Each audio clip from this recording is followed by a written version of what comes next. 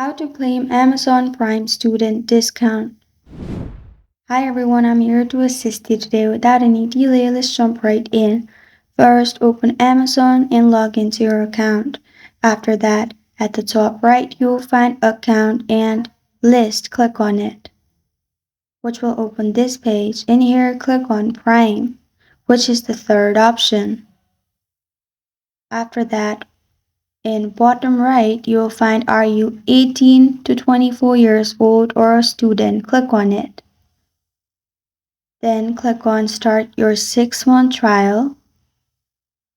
After you've clicked on it, you will find this kind of screen pop up.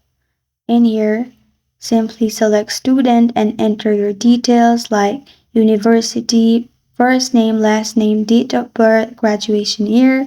Select your payment method and then add your credit card and you're good to go. This is how to claim Amazon Prime student discount. Thank you for joining me today. If this video helps you out, please leave a like and subscribe for more. Got a question or want to suggest a topic? Comment below. Thank you for watching.